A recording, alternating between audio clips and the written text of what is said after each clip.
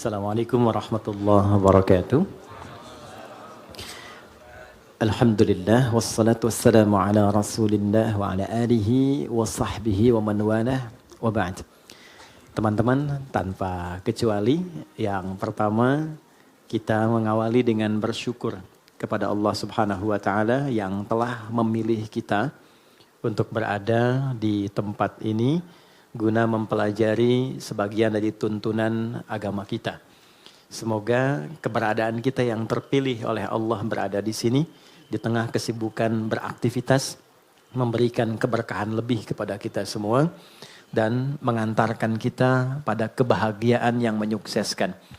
Itulah kuncinya kenapa di setiap pembuka itu seringkali ada keluar kata Alhamdulillah. Jadi secara psikologi ketika diteliti, syukur itu lebih sering menghadirkan kebahagiaan. Nah, sekarang yang kurang dalam kehidupan itu seringkali adalah kebahagiaan. Dan kebahagiaan itu diingatkan oleh Allah itu 5 kali dalam sehari. Karena seringkali capaian-capaian, target-target kehidupan kita yang kita kejar itu mungkin bisa didapati, tapi boleh jadi dari setiap hal yang didapatkan belum tentu itu bisa melahirkan kebahagiaan untuk kita. Nah, kesuksesan yang melahirkan kebahagiaan itu disebut dengan falah namanya. Falah. Jadi ada falah, ada fauz, ada fariha, farah. Oke? Ini fauz nih turunannya ada faiz, fauzan, faizin. Itu artinya sukses. Ya. Bekerja sukses misalnya, ya. Belajar sukses, berkarir sukses. Itu disebut dengan faz. Orangnya faiz. Fauzan, faizin. Pemiliknya. Jadi kalau ada yang namanya fauzan, faizin, faiz, faizah. Itu artinya orang yang diharapkan sukses dalam aktivitasnya. Tapi kesuksesan itu belum tentu melahirkan ketenangan, kebahagiaan. Tenang, bahagia. Jika ada orang yang dia merasakan ketenangan, kebahagiaan. Walaupun mungkin tidak sukses mencapai apa yang ia tempuh dalam karirnya. Dia punya bisnis, dia nggak sukses. Tapi perasaan bahagia aja, tenang aja gitu. Ya. Dia belajar, IPK pengen 4, jatuhnya 3,2 misalnya. Nggak nyampe, tapi tenang aja. Ya, sukses yang belum tentu didapatkan dari kebahagiaan. Farah namanya. Sifatnya Farhan. Farah Queen, jangan Muhammad Farhan. Yang orang yang diharapkan bahagia dalam hidupnya. Walaupun belum tentu sukses. Oke, pilih mana? Kaya tapi gelisah atau miskin tapi tenang? Kaya tapi tenang, oke. Oh ya, ya, yang malu-malu jawab pengen sebetulnya kan. Oke, nah Allah tuh maha tahu. Jadi nggak harus ditanya, Allah tuh maha tahu. Sebelum dijawab sudah diharapan, sebelum mimpi sudah dibangunkan. Makanya Allah bangunkan kita dari mimpi, naikkan harapan jadi kenyataan. Diingatkanlah 5 kali dalam sehari, ya kan? Padahal mandi aja 2 kali kan. Makan 3 kali. Tapi untuk sukses dan bahagia 5 kali diingetin. Gabungan 2 ini disebut falah namanya. Dan ini, pengingat ini, 5 kali ini tidak pernah berhenti dalam 24 jam. Diperdengarkan di telinga kita. Telinga bahasa Arabnya itu udhun. Jamaknya karena banyak yang punya telinga dijamakkan adhan. Adhan. Kenapa adhan disebut adhan? Karena inilah satu-satunya panggilan di muka bumi yang didengar oleh orang yang masih punya telinga dan pendengaran. Itulah rahasianya kenapa waktu azan itu ada perbedaan di setiap tempat. Coba, kita sekarang di Tanah Kusir misalnya kan. Geser dikit Tanah Abang. Beda kan waktunya kan? Terus Tanah Abang yang di Jakarta dengan Tanah Abang yang di Palembang beda waktu kan? Palembang ada Tanah Abang juga kan? Ada, beda. Terus kalau kita riset, itu semua tempat di bumi waktunya memiliki waktu khusus untuk adzan. Setiap tempat berbeda karena Allah mengizinkan lafaz adzan terdengar selama 24 jam di semua tempat. Dan cuma ini. Di mana ada agama yang punya panggilan kesuksesan, kebahagiaan, panggilan ritual, intelektual, fisikal sekaligus diingatkan 24 jam dalam sehari. Dan ini pasti bukan buatan manusia. Karena nggak ada satupun manusia membuat sebuah panggilan seperti ini. Mustahil. Nah ini menunjukkan satu-satunya kebenaran risalah Islam. Tapi poinnya adalah substansinya bukan karena azannya. Allahu Akbar, Allahu Akbar. Oh sholat nih. Ya. Poinnya bukan itunya. Sholat itu wasilahnya. Dari kata silah, terkoneksi dengan kuat. Yang tak terpisahkan. Kita kumpul sekarang, sifatnya disebut silah. Substansinya rahmat. Kasih sayang, berbagi. Ya. Digabungkan silah dengan rahmat jadi silaturahim. Silah itu artinya hubungan pertemuan yang menghubungkan sifat kasih yang dalam sehingga ketika berpisah itu masih ingat. Bukan saat kumpul. Ya, Mas Dude ketemu Mas Baim sekarang nyapa, senyum, wajar orangnya ada. Itu belum silaturahim. Nanti ketika terpisah masih ingat tuh. Masih mengingatkan, masih WA, masih doain. Ya, masih punya harapan yang bagus, gitu kan? Nah, itu namanya silaturahim. Jadi silaturahim itu nampaknya bukan saat kumpulnya, saat pisahnya. Nah, pertemuan ini melatih kita mengeluarkan aura-aura kebaikan yang terbawa saat kita berpisah. Itu poinnya. Ibadah yang melatih kita terkoneksi dengan Tuhan, dengan Allah, yang ketika kita selesai ibadah itu masih terhubung dan ingat dengan semua petunjuknya, itu disebut sholat namanya. Dari kata silah. Di sholat itu adalah wasilah untuk mengoneksikan kita dengan Allah yang punya segalanya. Yang punya akses Allah. Yang punya rezeki Allah. Yang punya kelapangan Allah. Yang punya solusi Allah. Itulah yang menjadikan fitrah kita menyebut namanya saat punya kesulitan kan. Oke, saya sulit, saya telepon si fulan. Saya miss call si fulan, gak terangkat. Walaupun saya sering telepon dia, WA dia, bikin status tentang dia. Ketika punya kesulitan dia gak jawab. Yang terakhir harapannya siapa? Ya, miss call saya terhadap Allah. Khairai yarah. May ya'mal mithqala dzarratin khairai yarah. Maka diberikan, ya Allah gimana cara saya terkoneksi dengan engkau? Allah ajarkan lewat sholat. Nah, sholat itu hakikatnya adalah wasilah yang mengantarkan kita pada pemberian Allah. Pemberian itu 5 nanti. Makanya sholatnya kenapa 5 waktu? Karena 5 ini yang kita butuhkan dalam kehidupan. Dan puncak yang 5 ini adalah falah. Falah. Ketenangan kita butuhkan. Makanya di rumah tangga kan yang pertama tenang dulu, sakinah. Mawadah itu nyusul setelah sakinah. Mawadah itu kan harta yang berlimpah yang membuat kita nyaman beraktivitas. Ya kan? Mau jalan ada kendaraan. Di rumah mau ke toilet nyaman. Mau sholat enak, mau tidur enak. Itu mawadah namanya. Tapi mawadah tanpa sakinah hampa. Dan sholat faidah pertamanya adalah melahirkan ketenangan. Makanya orang itu kalau sholat yang didapatkan pertama itu bukan jawaban doa. Tapi tenang. Saya ulang ya. Orang kalau sholat kan doa kan? Dalam ruku doa, dalam sujud doa, berdiri dia berdoa. Tapi yang Allah berikan pertama kali bukan jawaban doanya. Yang Allah berikan pertama kali adalah ketenangan yang dihunjamkan pada jiwanya. Makanya baru wudhu aja, aura kita sudah berbeda. Nanti baru berdiri ke tempat sholat saja, rasa sudah lain. Begitu mulai bertakbir, ketenangan hadir. Walaupun kadarnya beda-beda, tapi kita tidak bisa tolak bahwa ada ketenangan berbeda yang kita rasakan gelombangnya saat sholat yang tidak dirasakan di tempat lain. Ya, makanya tempat sholatnya disebut musolla. Musolla itu tempat sholat. Tapi nggak pakai hak di ujungnya ya. Ya, musolla, gini, musolla, gini, ya, atau tulisnya musalla, begini. Ya, kalau pakai hak, musallah begini, tempat orang disolatkan. Oh, oke. Anda bikin di sini musallah, tempat disolatkan tuh. Ya. Oke, musallah, tempat sujudnya, di situ kita sujud kalau diperluas namanya masjid. Masjid itu tempat sholat, intinya kan begitu kan? Coba masuk masjid dengan masuk rumah sendiri, masuk masjid dengan masuk ruangan kerja, lain gak rasanya? Ada ketenangan tersendiri kan? Ya kan? Ada gelombang yang berbeda ya. Ya? Kenapa? Karena di dalamnya ada amalan pokok sholat. Tempatnya aja udah beda. Masuk tenang, Sholat 2 rakaat, duduk, belum ngapa-ngapain. Bisa ngantuk Pak, saking tenangnya. Tidur aja kan? Oke, itulah ketenangan yang Allah berikan pertama kali.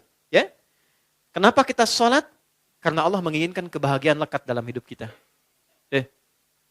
Baru setelahnya 4 yang lain. Ada jawaban dari doa.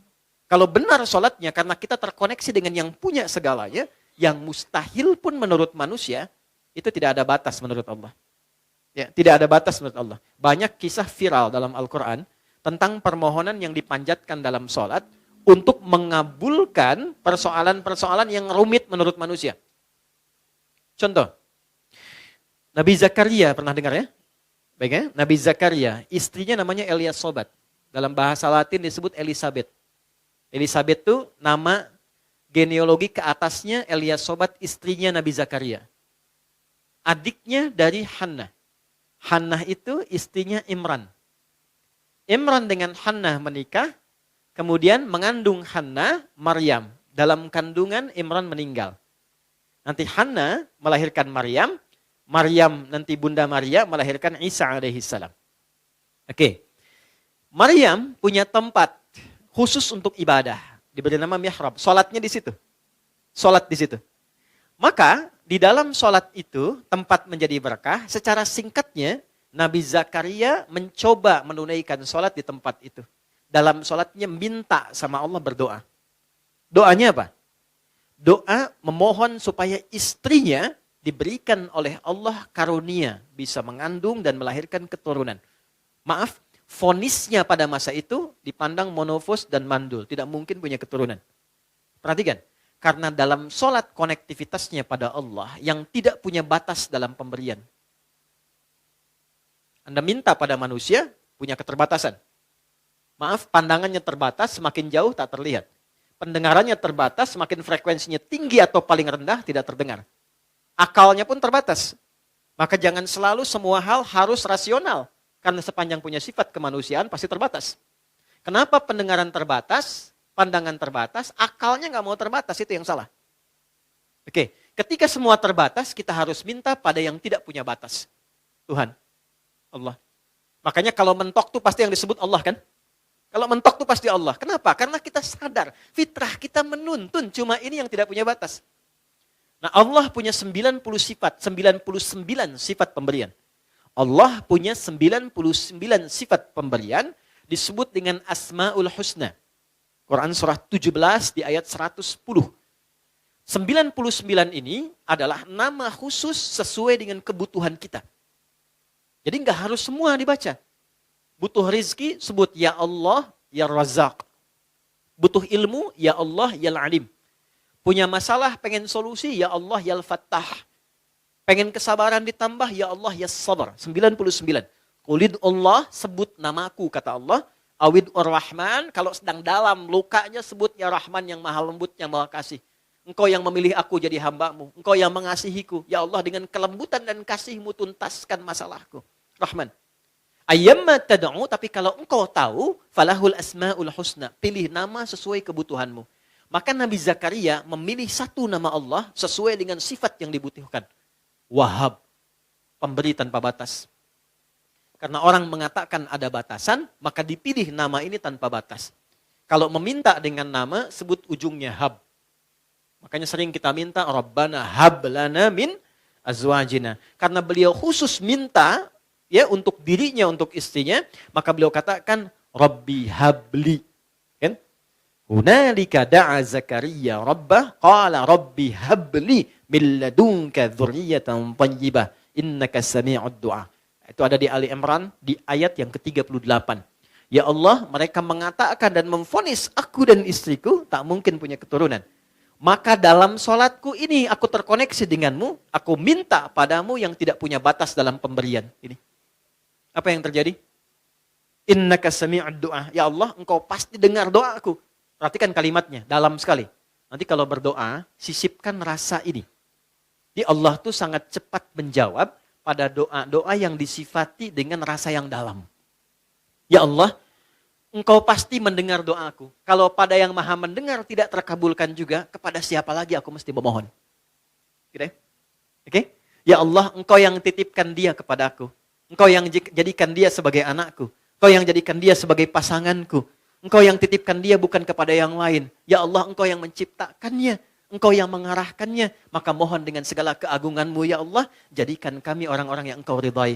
Rubah kami menjadi lebih baik, lebih lembut, lebih damai, lebih tenang. Kalau dengan permohonan dan air mata aku tumpahkan belum juga terkabul, maka tunjukkan kepadaku saat ini dengan cara apa lagi bisa aku memohon padamu. Itu. Saya sering mengambil rasa itu dalam diri itu.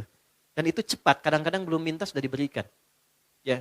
Dan di Quran banyak, apa yang terjadi? Fanadat sul malaikah. Kalau doanya benar, turun malaikat langsung menyampaikan. Wa huwa qa'imu yusalli fil mihrab. Sedangkan beliau masih terkoneksi dalam sholatnya.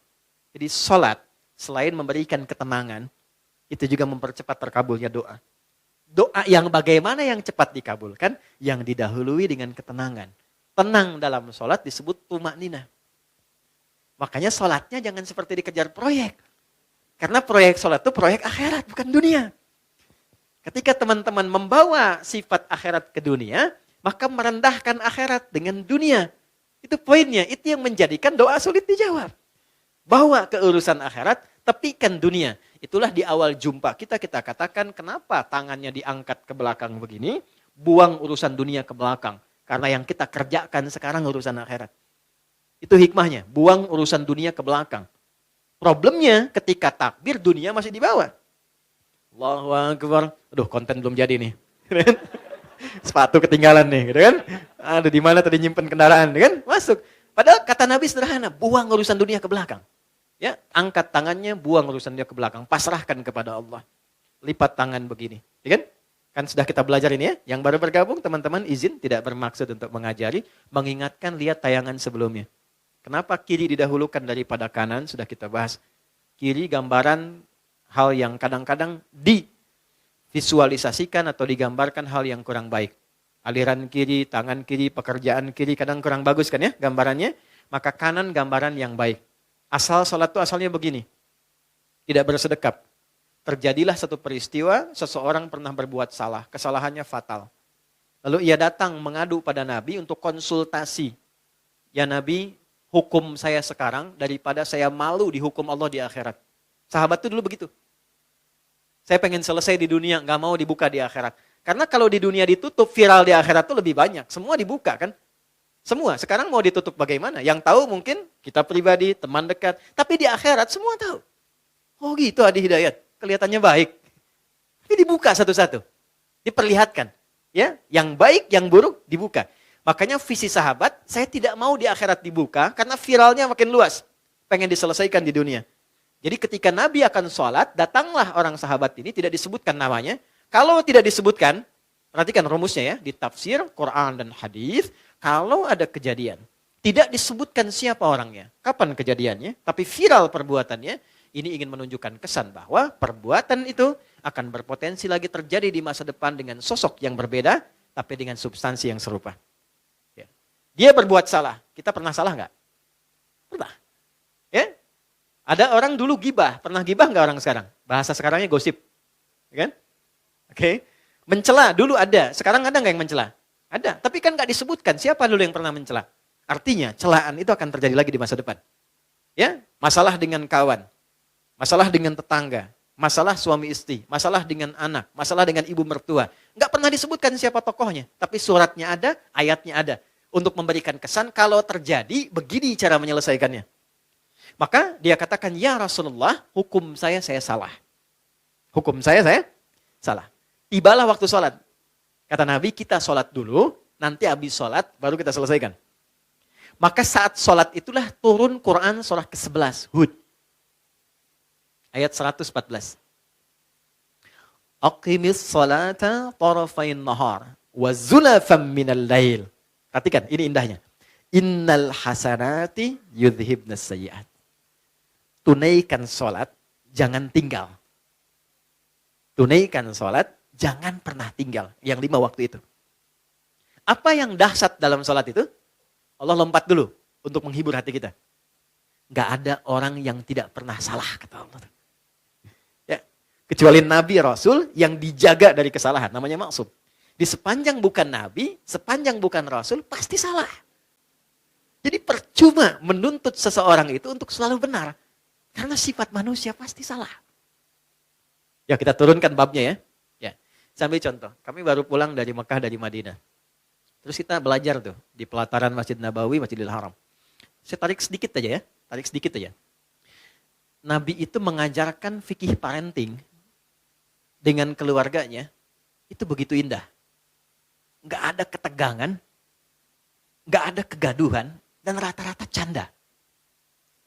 Makanya saya ngobrol dengan beberapa teman, saya bilang, kenapa sekarang kalau orang belajar parenting serius banget? Bawaannya tegang melulu gitu.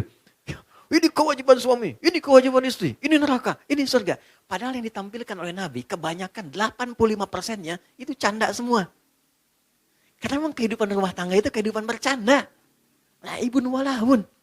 Canda. Saya teman-teman, kalau di rumah, itu seriusnya sama istri dan anak cuma dalam 3 hal. Sholat, Quran, kedua jangan maksiat. Jangan bohong, 1. Tuh. Yang lainnya, turunan-turunannya. Lebihnya canda. Anda boleh tanya sama istri saya. Kalau beliau tanya, istri saya tanya, pasti saya plesetin canda semua. Canda semua. Anak-anak canda semua. Itu semua canda. Kenapa? Karena kehidupan rumah tangga itu gak serius-serius amat. Karena si amat pun tidak serius. Banyaknya canda.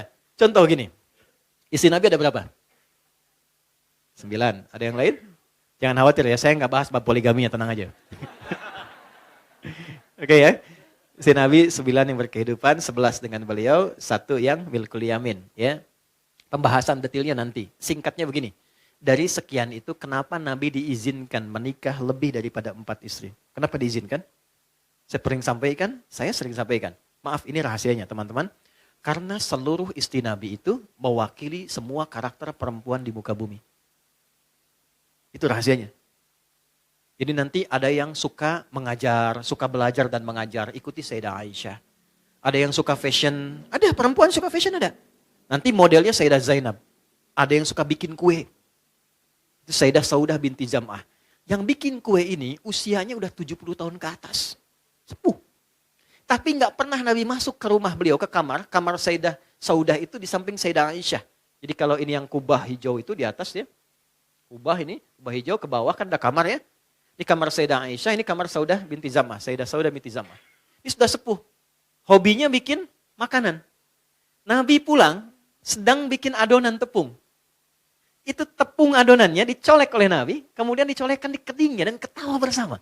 Kalau bahasa kita tuh panggil sayang. Sayang apa kabar? Gede, masih ketawa. Ya, kapan kakek nenek kita tuh panggil sayang pada pasangannya tuh? Anda bisa kebayang nggak? Jadi semua masuk ke rumah itu semua hiburan. Ada istri Nabi yang senang curhat, ada. Kalau ke rumah tuh cerita, kan? Ada hadis di Al-Bukhari panjang banget. Panjangnya itu cuma satu intinya. Suami mendengar curhat istri. Dan gak pernah dipotong, didengar aja. Karena tahu 8 jam ditinggal, 12 jam ditinggal itu pasti ada sesuatu yang dipendam. Jadi Nabi selesaikan dengan mendengar aja, gak pernah dipotong, dengerin ya terus. Ya, istri kan prinsipnya cuma satu, ya. Gak pernah menginginkan suami merasa benar. Gak pernah berharap begitu. Cuman tolong pahami, merasa bersalahlah sekali gitu ya. Gitu ya. Gak apa-apa, dengerin. Itu ada hadis di Al-Bukhari panjang, dengarkan. Jadi ternyata begitu keluar cerita itu, itulah sakinah. Tenang gitu. Nah itu fikih sederhana dan dalam dengar itu canda. Kadang dialog, kadang canda. Makanya kehidupannya itu yang harmoni yang kita dapatkan. Gak terlalu serius. Nah itu yang saya maksudkan, hal-hal yang kita bisa tampilkan dalam Al-Quran dan kuncinya di mana? Salat. Makanya semua kisah viral dari istri Nabi itu selalu menyoroti salatnya Nabi. Itu poinnya, di salat tuh bikin tenang. Salat bikin bahagia. Salat bikin terkabulnya doa. Gitu. Bukan cuma es krim. Ustaz punya hadiah nanti. Boleh. Ini Ustaz punya hadiah. Oh, nih. Bulan nanti sama matahari sekalian. Ya. Ganti ya. Iya. Nanti sama Tante Bulan bilang sama Om Matahari sekalian. Gimana? Alhamdulillah. Alhamdulillah. Anak gak jauh dari bapaknya.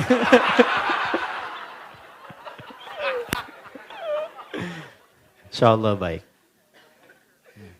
Saya senang anak-anak.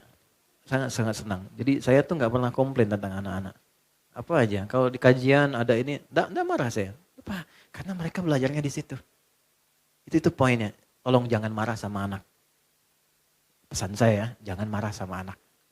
Sederhana, karena mereka belum dihisab. Anda dihisab. Kan tidak lucu yang dihisab marah pada yang belum dihisab. Kan? Anak tuh kalau salah, Allah nggak marah karena dia sedang belajar. Jelas? Masa Allah yang Tuhan tidak marah pada yang tidak dihisab? Kita yang bukan Tuhan marah pada yang tidak dihisab dan kita dihisab. Gitu. Jadi kalau anak itu ada sesuatu yang berbeda, yang pertama dilakukan istighfar dulu. Karena anak hanya mendengar dan melihat apa yang dia lihat dan dia dengar. Lalu setelah itu mohonkan kepada Allah kebaikan. Biasanya kalau orang tua itu sudah memulai dengan kebaikan, itu langsung anak tanpa diminta jadi baik. Itu rumus. Jadi kalau pengen anak itu soleh, kuncinya satu. Orang tuanya memperbaiki diri menjadi baik. Itu langsung gak diminta jadi baik. Itu udah pasti. Rumusnya udah begitu. Ayatnya banyak di Quran. Ya. Naik sini lagi. Ini sholat. Jadi sholat yang baik membuat kita lebih tenang.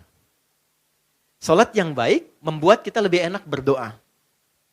Sholat yang baik membuat kita, nah ini yang terakhir, lebih dekat pada kesuksesan dan kebahagiaan. Nanti dua lagi kita simpan jauh-jauh, karena topik kita bukan di situ saat ini. Kumpulan dari semua itu akumulasinya disebut dengan falah. Ini yang diperdengarkan 5 kali dalam sehari. Jadi ketika muadzin memperdengarkan hayya 'alas shalah, hayya 'alas shalah, Anda tanya kenapa sih mesti sholat? Itu sebelum bertanya, Allah langsung jawab lewat suara muadzin itu. Hayya 'alal falah. Supaya engkau bahagia. Supaya engkau sukses. Supaya engkau tenang hidupnya. Di kehidupan pribadimu, rumah tanggamu, di kehidupan sosialmu, pekerjaanmu. Teman-teman kalau mau cek, keluarkan semua ayat Quran tentang sholat. Semua problemnya tuntas di atas hamparan sajadah. Ya. Teman-teman yang perempuan pernah dengar Nabi Yakub gak? Masalahnya dengan anak kan? 12 anak, kasus Yusuf kan? Itu ditumpahkannya di mana? Lihat Quran surah 12 ayat 86 itu. Di atas sajadah. Innama ashku bathi wa huzni ilallah. Aku tuh kalau punya masalah sedikit pun, yang aku tumpahkan, curhatnya, share-nya, tumpahkan di atas sajadahku, kata Nabi Yakub alaihissalam. Jadi begitu ditumpahkan, minimal ketenangan ada, walaupun solusi belum datang. Gak percaya silakan ya, punya proyek misalnya kan, belum jadi nih.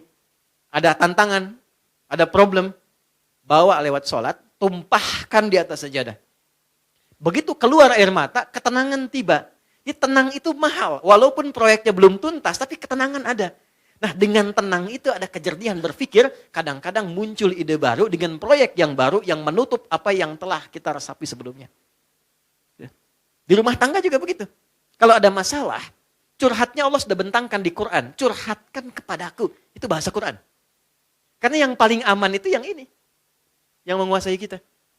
Tumpahkan ke sini. Minimal kalau belum datang solusi, ada ketenangan. Jadi lebih damai. Nanti kalau sudah damai, ditutup masalahnya dengan kita, walaupun belum selesai dengan orang lain.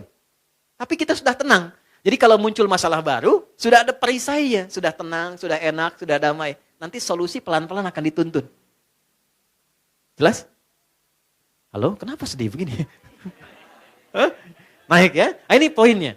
Nah pertanyaannya adalah, apakah semua orang yang sholat sudah mendapatkan poin ini? Dulu orang sholat dengan gerakan yang sama, bacaan yang sama, nabi yang sama, bacaan-bacaan ayat dan surat yang sama, mereka meraih apa yang dijanjikan oleh Allah dari semua manfaat sholat. Kita punya gerakan yang serupa, bacaan yang sama, Qur'annya sama, nabinya sama, hadisnya sama. Kenapa? Standar yang telah Allah tetapkan dalam Quran belum maksimal kita raih. Cuma dua jawabannya seperti yang pernah kita ulas. Satu, ini bahasa Quran. Kebanyakan orang yang sholat, satu, ini bahasa Quran, boleh jadi belum khusyuk dalam sholatnya. Kedua, boleh jadi sebagian dari orang yang sholat itu, ini poinnya, tidak paham, tidak mengerti apa yang dibaca dan dilakukan dalam sholatnya. Jadi hanya formalitas secara fikih saja. Fikih itu gini, fikih itu menggugurkan kewajiban. Jadi tidak ada tuntutan mesti paham dalam sholat. Kalau kita bacakan benar secara rukun, benar kemudian secara panduan, awal sampai akhir, keguguran dari kewajiban selesai. Artinya kewajiban selesai ditunaikan. Nggak ada dosa. Tapi kalau kita paham, kenapa mesti takbir? Kenapa kakinya begini? Kenapa tangannya begini? Kenapa doanya ini? Nanti dapat tambahan keberkahan namanya. Namanya hikmah. Hikmah dari sholat itulah yang menuntun kita mendapatkan poin-poin tadi.